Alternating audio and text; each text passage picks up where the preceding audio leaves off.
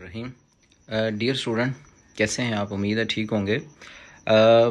Dear student, मैंने आपको last जो हमने टॉपिक पढ़ा था वो था नाइट्रोजन के रिलेटेड, कि नाइट्रोजन जो है वो किस तरह से इसकी प्रॉपर्टीज़ क्या हैं, ये किस ग्रुप से बिलोंग करता है, और फिर नाइट्रोजन जो है वो अनरिएक्टिव क्यों है।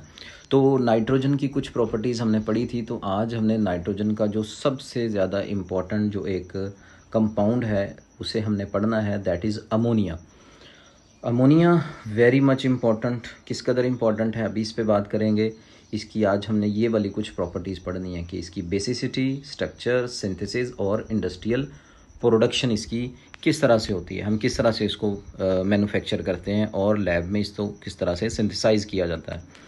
अब यहाँ पे अगेन अमोनिया को पढ़ने से पहले नाइट्रोजन की कुछ प्रॉपर्टीज़ की रिवीजन है। नाइट्रोजन, ये इंटरेस्टिंग इन्फॉर्मेशन भी है आपकी बुक में, अमोनिया से जस्ट ऊपर। नाइट्रोजन जो है वो डाइल्यूट करती है ऑक्सीजन को इन द एटमॉस्फेयर, मतलब इसकी चूंकि कंसंट्रेशन हाई है तो इसलिए ये ऑक्सीजन को डाइल्यूट करती है ताकि जो हमारी कंबस्चन है, जो स्पार्क है, वो कैटास्ट्रोफिक ना हो, वो कंट्रोल्ड हो, मतलब एकदम से ज़्यादा फायर कैचिंग ना हो, स्मूथ हो। वरना आपके जो चूल्हे हैं, जो बर्नर्स हैं, उनमें आग एकदम भड़के कंट्रोल से बाहर हो जाए, तो उसकी सप्लाई बड़ी ही एक माइन्यूट और बड़ी ही कंट्रोल लेवल में है। दूसरा है इंडस्ट्रियल प्रोटेक्टिव ब्लैंकेट्स। क्या मतलब है इसका, कि जितने भी हमारे पास ये जो ऑयल टैंकर्स हैं, जो कार्गोज़ हैं, जिनमें खाने का तेल और बाकी जो ऑयल्स हैं वो ट्रैवल करते हैं, तो उनको एक्सप्लोसिव से और इस तरह से केमिकल रिएक्शन से बचाने के लिए नाइट्रोजन जैसी इनर्ट गैसेस यूज़ की जाती हैं। ये नाइट्रोजन सबसे इम्पॉर्टेंट होती है क्योंकि अनरिएक्टिव भी है, और अब खाने वाले तेल में हम कोई ऐसी गैस तो यूज़ नहीं करेंगे जो कि रिएक्टिव हो। अब इसी तरह से लेबॉर्ट्री यूज़ क्या है, बहुत सारे रिएक्शन हैं जो कि लैब में ऑक्सीडेशन हो सकती है जिनकी, या कुछ और उनका जो है वो एयर में कोई और रिएक्शन हो सकते हैं, तो वहाँ पे भी हम नाइट्रोजन को यूज़ करते हैं ताकि वो रिएक्ट ना करें और इनर्ट रहें। अब अमोनिया की जो है वो थोड़ा सा इंट्रोडक्शन, उसके बाद हम आते हैं इसके मैन्युफैक्चरिंग पे। सबसे पहले ये एक इम्पॉर्टेंट इंडस्ट्रियल कंपाउंड है नाइट्रोजन का। याद रखिएगा, जब ये बनी थी तो तब लोगों को इसके इंडस्ट्रियल फर्टिलाइज़र की इसकी जो प्रॉपर्टीज़ थी, तब लोगों को इसका आइडिया नहीं था, लेकिन तब इन्होंने बनाई थी एक्सप्लोसिव के तौर पे। वॉर में एक्सप्लोसिव बनाना, एक्सप्लोजन्स करने के लिए बनाई गई थी। बाद में फिर पता चला कि भाई ये तो बहुत अच्छा इंडस्ट्रियल और फर्टिलाइज़र बहुत इंपॉर्टेंट है। आज दुनिया में 50% से ज़्यादा जो फूड है ना, वो इसी अमोनिया की वजह से ही ग्रो होती है और उसका जो है वो यील्ड बनती है। फिर ये मालिक्यूल जो है, मालिकुलर फार्मूला इसका NH3 है। पंजेंट स्मेल है, कलरलेस होता है, ऐसी गैस जिसका कलर जो है, जैसे वाटर का जो कलर है उसे हम कलरलेस बोलते हैं, तो इसलिए हम कहते हैं कलरलेस। और पंजेंट स्मेल है, मीन्स कि ये चुभने वाली इसकी स्मेल होती है। अगर ये होगी तो नाक में ये चुभेगी बहुत ज़्यादा। और उसके बाद है कि acid as a Lowry Bronsted base, ये एज अ बेस एक्ट करेगी। तो किस तरह से एज अ बेस ऐड करेगी, इसको भी हम इंशाल्लाह आगे पढ़ेंगे, मैंने इसको पूरा एक्सप्लेन किया हुआ है। अब इंडस्ट्रियल सिग्निफिकेंस इसकी क्या है, इंडस्ट्रियल सिग्निफिकेंस इसकी क्या है, याद रखिएगा। हैबर बॉश ने सबसे पहले इसको बनाया था। और हैबर बॉश के बारे में मैं आपको थोड़ा सा बता दूं, हैबर बॉश के बारे में थोड़ा सा आपको बता दूं कि हैबर बॉश 2 जर्मन केमिस्ट थे। एक का नाम था फ्रिट्स हैबर और दूसरा था कार्ल बॉश। उन दोनों ने 15 साल मेहनत करके, हज़ारों कोशिशें करके, उनमें फिर एंड पे उन्होंने इन 2 गैसेस को डायरेक्ट रिएक्ट कराया था। आपको पता है दोनों ही हवा में मौजूद हैं लेकिन दोनों रिएक्ट नहीं करती। उन्होंने वो कंडीशंस ढूंढी थी जिन पर ये दोनों आपस में रिएक्ट करें। लास्ट स्लाइड पे मैं आपको बताऊंगा, सेकंड लास्ट पे, कि वो कौन सी कंडीशन है जिन पर ये जाके आपस में रिएक्ट कर जाती हैं। टेम्परेचर क्या है, प्रेशर क्या है, कैटलिस्ट क्या है, ये सारी चीज़ें। तो लिहाजा one of the most important reaction in the history, याद रखिएगा, ये वो रिएक्शन है जिसने केमिस्ट्री की हिस्ट्री में इनकलाब बर्पा किया था। बहुत सारे रिएक्शन हो सकते हैं लेकिन अगर कोई मुझे पूछे तो मैं 5 रिएक्शन के नाम लूँगा जिन्होंने हिस्ट्री चेंज की है केमिस्ट्री में और हमारी इवन सोसाइटी में। पहला जाबिर बिन हयान का सल्फ्यूरिक एसिड बनाना। दूसरा वोहलर, फ्रेडरिक वोहलर का वाइटल फोर्स थ्योरी को रिजेक्ट करना, यूरिया बनाया था अमोनियम साइनाइड को हीट करके। तीसरा था न्यूक्लियर फिशन रिएक्शन जो 1932 में आपको पता है जेम्स चैडविक ने न्यूट्रॉन को फिर डिस्कवर किया और फिर उससे आगे वो सबसे इम्पोर्टेंट। और चौथा जो था वो जब सबसे पहले प्लास्टिक बना था। और पांचवा जो है सबसे इम्पोर्टेंट वो है अमोनिया की मैन्युफैक्चर। तो लिहाजा ये मैं समझता हूँ कि इनकलाब बर्पा किया। इसीलिए उन दोनों साइंसदानों को फ्रिट्स हैबर को और कार्ल बॉश को दोनों को नोबेल प्राइज़ भी मिला था। उसको 1918 में मिला था हैबर को, और बॉश को गालिबन मिला था 1931 में। अच्छा, अब बेसिसिटी ऑफ अमोनिया, पहले इसकी हम ज़रा देख लें कि इसकी नेचर क्या है। अमोनिया बेसिक नेचर की है। पहली इसकी क्या प्रॉपर्टी है, पहली क्या इंडिकेशन है? पहली इंडिकेशन ये है अमोनिया ने प्रोटॉन को एक्सेप्ट किया और अमोनियम आयन बना। तो accepting of proton that is called basic character. दूसरा क्या है, अमोनिया को जब हम वाटर में डिज़ोल्व करते हैं तो हाइड्रोक्साइड आयन प्रोड्यूस होते हैं। आल्दो इनकी कंसंट्रेशन बहुत कम है, लेकिन ammonia is a base but a weak base. तो लिहाजा ये दो जो आपको मैंने बताई, एक ये और एक दूसरी ये वाली, ये दोनों प्रॉपर्टीज़ ये डिफ़ाइन करती हैं, डिक्लेयर करती हैं, क्लेम करती हैं कि ammonia is basic in nature. अब ये देखें, इसका स्ट्रक्चर देख लेते हैं थोड़ा सा। स्ट्रक्चर में यहाँ एक दफ़ा इसको मैं रीड करूँगा, लेकिन समझेंगे आप अगली स्लाइड पे, क्योंकि वहाँ मैंने इसको पिक्चर से जो है वो एक्सप्लेन किया हुआ है। नाइट्रोजन के ऊपर एक लोन पेयर होता है, और वो जो लोन पेयर है वो उसकी जो रिपल्शन है वो इसकी शेप को पिरामिडल ज्योमेट्री बनाती है।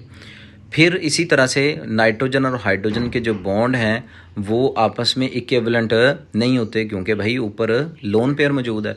इसी तरह से इसका जो एंगल है वो 107 डिग्री है। ज़हन में रखिएगा, अगले पेज पे आपको ज़्यादा समझ आएगी। इसी तरह से जब अमोनिया से बन जाए अमोनियम आयन, तो फिर ये बन जाएगा कि तमाम जो इसका जो लोन पेयर है वो एक हाइड्रोजन को मिल गया, जिससे इसके चारों बॉन्ड जो हैं वो अब बॉन्डेड पेयर बन गए, जिसकी वजह से ज्योमेट्री जो है वो इसकी टेट्राहेड्रल हो जाएगी और बॉन्ड एंगल भी इसका इंक्रीज़ कर जाएगा। पहले आप अगली स्लाइड समझें, फिर आपको ये खुद ब खुद समझ आ जाएगी। ये देखें, यहाँ पे सिर्फ अमोनिया है। ये देखें, अमोनिया के नाइट्रोजन के ऊपर एक लोन पेयर है। इस लोन पेयर ने इस अमोनिया का जो मालिक्यूल है इसे पिरामिडल शेप बना दिया, जैसे वो ट्राईपोड स्टैंड होता है इस तरह का। और ट्राईपोड स्टैंड के ऊपर सोचें 2 इलेक्ट्रॉन ऐसे पड़े हुए हैं और नीचे 3 जो हैं वो बॉन्ड ऐसे नीचे नीचे की तरफ, तो इसे कहेंगे पिरामिडल शेप। और अगर ये एक लोन पेयर, जैसे कि यहाँ पे देखें, ये लोन पेयर ये प्रोटॉन ने एक्सेप्ट किया, प्रोटॉन के पास इलेक्ट्रॉन है ही नहीं है, तो वो एक पूरा पेयर किसने दे दिया? नाइट्रोजन को। और नाइट्रोजन के इस पेयर की वजह से ये बन गया कोऑर्डिनेट कोवलेंट बॉन्ड। याद रखें, जब पेयर को सिर्फ एक ही एटम दे तो उसे हम क्या बोलते हैं, बताइए? उसे हम क्या बोलते हैं? Coordinate covalent bond. तो ये कोऑर्डिनेट कोवलेंट बॉन्ड बन गया। ये देखें, प्लस क्यों आया है नाइट्रोजन के ऊपर? क्योंकि नाइट्रोजन जो है वो 3 ही उसे इलेक्ट्रॉन चाहिए, वो 3 बॉन्ड बनाती है, ये उसकी नेचर है। लेकिन जब उसने अपना चौथा भी बॉन्ड बनाया तो इसके ऊपर फिर प्लस चार्ज आ गया। तो लिहाजा ये कौन सी ज्योमेट्रिकल शेप होगी? टेट्राहेड्रल। और इसका एंगल 109.5 डिग्री। और ये क्या है? Pyramidal 107 degree. ये 109.5 और ये 107। और किस वजह से है? ये देखें, एक्सेप्टिंग ऑफ प्रोटॉन। इसलिए हम कहते हैं कि ये जो अमोनिया है, ये देखें अमोनिया, इसकी शेप चेंज होगी कोऑर्डिनेट कोवलेंट बॉन्ड से। नेक्स्ट देखें, lab synthesis of ammonia. Lab में आप अमोनिया को कैसे बना सकते हैं? सिंपल रिएक्शन तो मैं इधर बताऊंगा, बाकी डिटेल उधर है। अमोनियम क्लोराइड को जब हम कैल्शियम हाइड्रोक्साइड के साथ रिएक्ट कराते हैं तो हमारे पास 3 चीज़ें बनती हैं। ज़हन में तीनों को रखिएगा, सोडियम क्लोराइड, वाटर और अमोनिया। यहाँ पे एक छोटी सी मिस्टेक हुई है, ये आपने ज़रा देख लेना है। ये कैल्शियम क्लोराइड यहाँ बनेगा, सोडियम क्लोराइड नहीं बनेगा। ये ज़रा काइंडली इसको ज़रा थोड़ा सा एडिट कर लीजिएगा। अच्छा, अब रिएक्शन क्या है? अमोनिया, पहले हम आगे पढ़ते हैं, फिर ये सारी चीज़ें समझ आएंगी। हम वापस आएंगे इसी स्लाइड पे। ये देखें, मैंने अमोनियम क्लोराइड को और इसके साथ मैंने किसको यूज़ किया है? कैल्शियम हाइड्रोक्साइड को। दोनों को मैंने लिया और मैंने इन दोनों को क्या किया? हीट किया। अब जब मैंने इसे हीट किया तो यहाँ से बनेगी अमोनिया। अब यहाँ पे याद रखें 3 चीज़ें बनेंगी। पहला बनेगा कैल्शियम क्लोराइड और फिर बनेगा water and ammonia. Calcium chloride चूँकि सॉलिड है वो इधर ही रह जाएगा। अमोनिया और वाटर आगे ट्रैवल करेंगे। जब वो आगे ट्रैवल करेंगे तो यहाँ पे जाके अमोनिया जो है वो इसको पास कर जाएगी और ये जो कैल्शियम ऑक्साइड मैंने यहाँ रखा है वाटर उसमें अब्जॉर्ब हो जाएगा, क्योंकि हमें वाटर नहीं चाहिए। यहाँ से कौन ट्रैवल करेगा? अमोनिया एंड वाटर का मिक्सचर। वाटर इस कैल्शियम ऑक्साइड जो है वो जिसे हम क्विक लाइम बोलते हैं, वो इसको यहाँ रोक लेगा, वाटर को अब्जॉर्ब कर लेगा, और अमोनिया सारी हमारी ड्यू टू लाइटर वेट यहाँ पे फिल होती जाएगी। समझ आ रही है? ये जो है चूँकि लाइट इन वेट है तो हम इसको हम ज़्यादातर हमने जो लैब में बनाते थे मैट्रिक में, वो तो हम वाटर बाथ में बनाते थे। तो बहरहाल यहाँ पे जाके क्या हो जाएगा? अमोनिया फिल हो जाएगी। तो 3 चीज़ें बनेगी। कौन कौन सी? कैल्शियम क्लोराइड इधर ही रह जाएगा, और अमोनिया एंड वाटर आगे जाएंगे, और अमोनिया यहाँ पे और वाटर जो है मॉइस्चर यहाँ पे स्टोर हो जाएगा। अब इस बात को आपने ज़हन में याद रख लेना है। अब देखें, ये वापस आते हैं, रिएक्शन ये वाले हैं जो मैंने बताए। फिर प्रोडक्ट जो हैं वो कौन से बनेंगे? कैल्शियम क्लोराइड, वाटर और अमोनिया।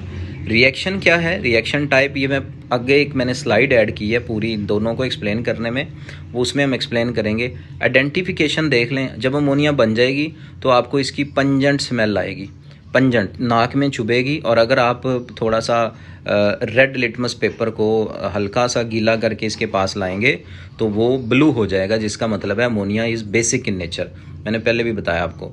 अब ये देखें आगे ये है वो रिएक्शन। ये बुक में नहीं है, लेकिन मैंने इनको पर्सनली एक्सप्लोर किया है, चूँकि हम सुपर ग्रुप के बच्चों को डील कर रहे हैं तो इसलिए उनको एक्सप्लेन पता होना चाहिए। अमोनियम क्लोराइड बेस के तौर पे एक्ट करेगा, क्योंकि मैंने कितना 2 रिएक्टेंट हमने लिए हैं यहाँ पे, अमोनियम क्लोराइड लिया है और कैल्शियम हाइड्रोक्साइड लिया है। अमोनियम क्लोराइड क्या करेगा? ये सबसे पहले डिसोसिएट होगा हीट से, ये अमोनियम आइन में और क्लोराइड आइन में कन्वर्ट हो जाएगा। अब अमोनियम आइन जो है ये चूँकि कहा ना एज अ बेस एक्ट करेगा, तो ये देखें ये देगा प्रोटॉन, और ख़ुद क्या बन जाएगा? Ammonia gas. ये हमारा मेन प्रोडक्ट है, प्राइम प्रोडक्ट हमारा अमोनिया गैस है। अब ये प्रोटॉन है, ज़हन में रखिएगा, ये बन गए। अब कैल्शियम जो हाइड्रोक्साइड है हमारे पास, कैल्शियम हाइड्रोक्साइड जो है डिसोसिएट होगा कैल्शियम आइन में और हाइड्रोक्साइड आइन में। अब कैल्शियम ये जो हाइड्रोक्साइड आइन है और ये जो प्रोटॉन है, दोनों मिलके क्या बनाएंगे? वाटर। और ये जो कैल्शियम आइन है हमारे पास और ये जो क्लोराइड आइन है, ये दोनों मिलके क्या बनाएंगे? Calcium chloride. तो कितने बन गए प्रोडक्ट हमारे? 3। एक बन गया अमोनिया, दूसरा वाटर, और तीसरा कैल्शियम क्लोराइड। और अगर वापस आएँ तो कैल्शियम क्लोराइड इधर ही रह जाएगा, अमोनिया एंड वाटर आगे जाएंगे। वाटर के लिए हमने एक फंदा तैयार रखा हुआ है कैल्शियम ऑक्साइड, जो वाटर को अब्जॉर्ब करेगा, और अमोनिया हमारी प्योर फॉर्म है, ड्राई फॉर्म है, यहाँ पे फिल हो जाएगी। और ये कैल्शियम ऑक्साइड याद रखिएगा शुगर इंडस्ट्री में भी इस्तेमाल होता है। अच्छा, अब यहाँ पे देखें, ये तो लेबॉर्ट्री था ना जो अभी मैंने डिस्कस किया। ये हैबर बॉश जो एक वहाँ पे मैंने इससे पीछे वाली स्लाइड में पढ़ा था। तो ये जो हैबर बॉश है, उन्होंने जो कंडीशंस मैंने कहा था उनको ढूंढने में 15 साल लगे। ये है वो कंडीशन।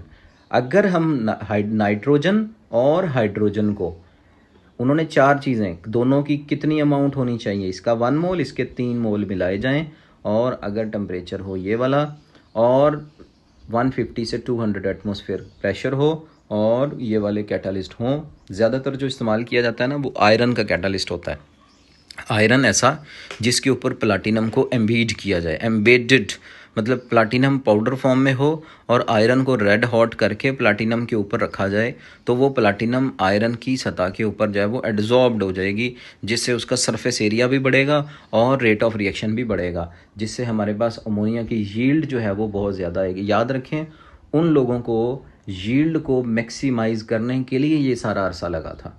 तो अब आप देख लें 15 साल की मेहनत और फिर अमोनिया, और आज दुनिया जो है वो, जब मैं ये बात कर रहा हूँ तो I must say thank you कि वो उन्होंने ये किया, क्योंकि अब हमारे जितने फर्टिलाइज़र्स हैं, हमारा मुल्क चूँकि आपको पता है मैक्सिमम जो है वो परसेंटेज यहाँ पे उसकी है एग्रीकल्चर की है, तो ऐसा कोई भी बंदा नहीं है एग्रीकल्चर वाला जो अमोनिया को यूज़ ना करता हो।